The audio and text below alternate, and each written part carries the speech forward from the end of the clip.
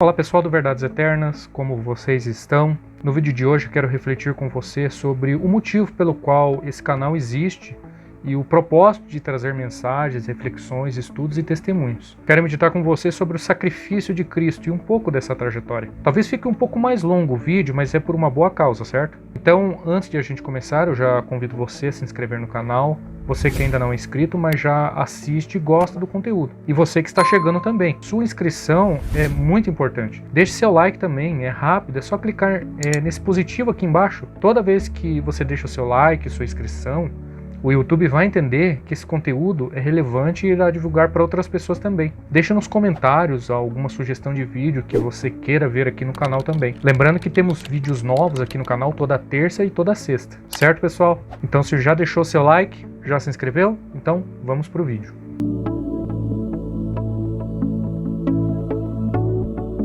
Como o nome do vídeo trouxe, a pergunta é bem pertinente. Será que eu mereço tanto? Será que eu teria coragem de não amar alguém que me ama tanto? No dia que eu e você compreendemos com clareza o que realmente aconteceu naquela tarde na cruz do Calvário, sem dúvida também faremos a mesma pergunta. Mas o que aconteceu lá? Primeiramente, vamos voltar lá no Jardim do Éden para entender. Ao criar o ser humano, Deus deu uma ordem que está lá em Gênesis 2, no versos 16 e 17. E lá diz assim: de toda árvore do jardim comerás livremente, mas da árvore do conhecimento do bem e do mal não comerás, porque no dia em que dela comerdes, certamente morrerás. Nessa ordem estava envolvido o princípio de retribuição.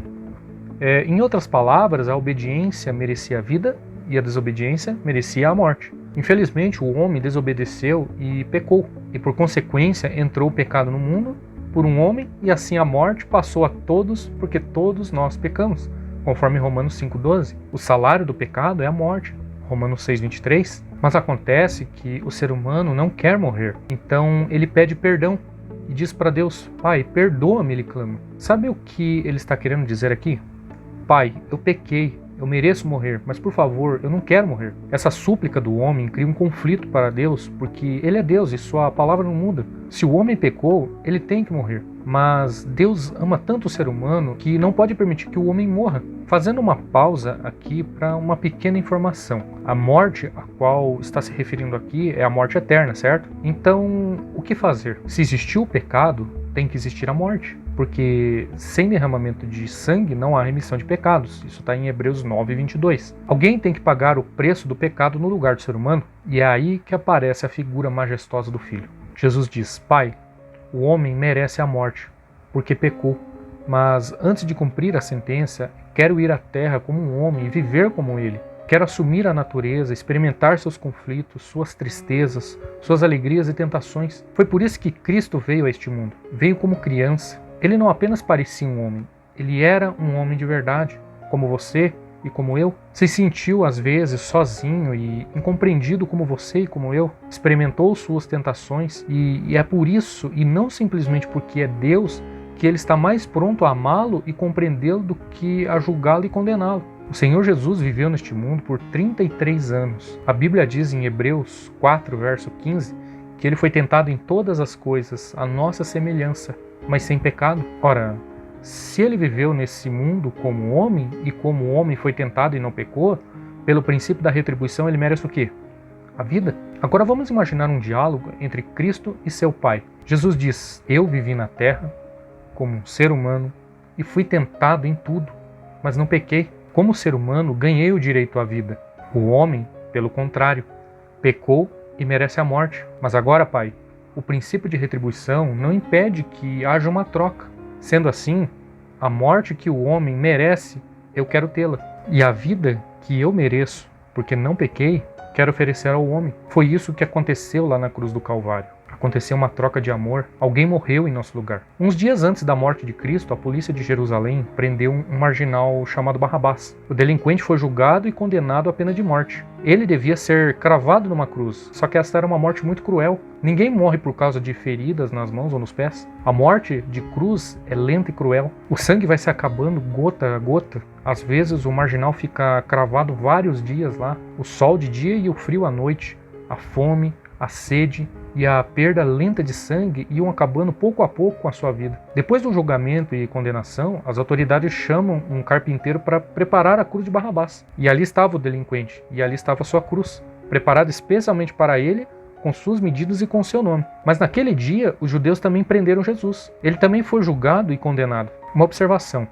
Naquele tempo, na festa da Páscoa, eles tinham o costume de soltar um prisioneiro em comemoração a esse dia, conforme relata Mateus 27, verso 15, Marcos 15, verso 6 e João 18, verso 39. E Jesus e Barrabás estavam lá. Pilatos entregou à multidão a decisão de quem eles desejavam que fosse solto. E o povo gritou, sabe o quê? Soltem Barrabás e crucifica Cristo. Acho que se alguém entendeu alguma vez a plenitude do sentido da expressão Cristo morreu em meu lugar, eu acredito que foi Barrabás. Já não havia mais tempo para chamar o carpinteiro e preparar uma cruz para Cristo. Além do mais, ali havia uma cruz vaga, porém as medidas de outro, com o nome de outro, preparada para outro. E naquela tarde, quando Cristo ascendeu ao monte do Calvário carregando uma cruz pesada, eu gostaria que você entendesse bem isso naquela tarde triste. Jesus estava carregando uma cruz alheia, porque para ele nunca ninguém preparou uma cruz. Sabe por quê? Simplesmente porque ele não merecia uma cruz. Naquela tarde, Cristo estava carregando a minha cruz. Uma coisa que eu quero compartilhar com você aqui. Normalmente, os nomes eram dados com muitos significados. Hoje em dia, isso não se vê tanto em nossa cultura ocidental, mas no Oriente ainda eles têm esse costume. E assim como Júnior hoje quer dizer um descendente de mesmo nome, ou filho, ou neto, no tempo de Cristo, o termo usado em grego era Bar. Vou dar um exemplo. Bar Jonas, que significava filho de Jonas. Bartolomeu era filho de Ptolomeu. O nome de Barrabás aqui significava muito, pois o nome dele em grego era Bar-Abas, que significa, sabe o quê? Filho do Pai. E o Filho do Pai estava naquela cruz, levando a culpa que cabia a mim e a você, para que pudéssemos ter a vida a que ele merecia. Era eu que deveria morrer, mas ele me amou tanto que decidiu morrer em meu lugar e me ofereceu direito à vida que, como homem, ele tinha conquistado. Finalmente os homens chegaram ao topo da montanha, deitaram a cruz no chão e com enormes pregos atravessaram-lhe as mãos e os pés.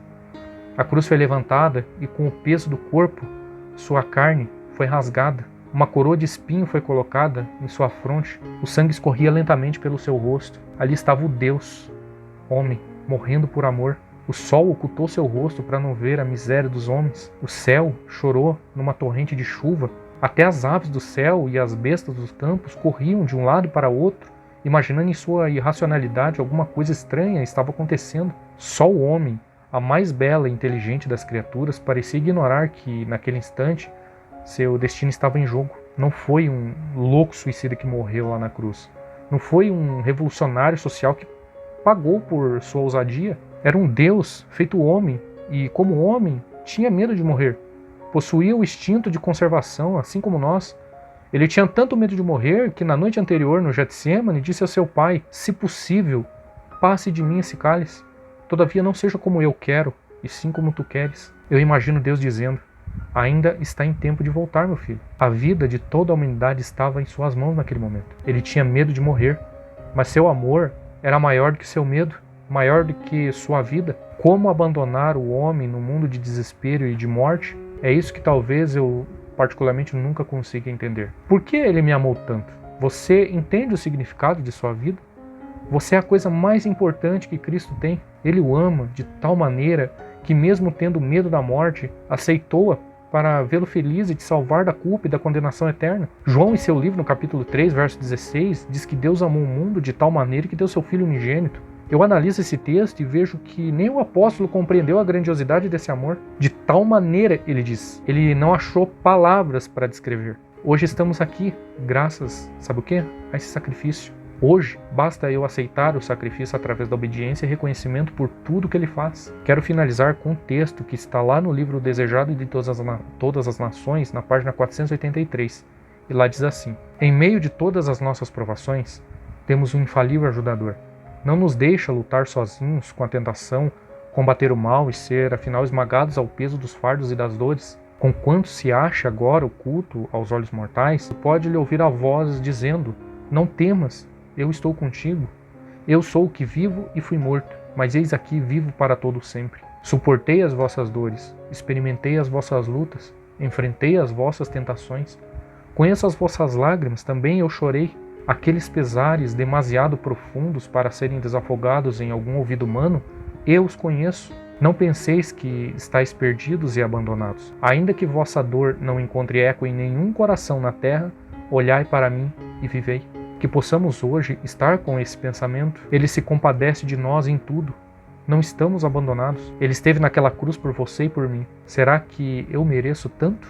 Essa é a nossa pergunta. E se ele fez isso, qual a decisão que eu tenho que tomar hoje?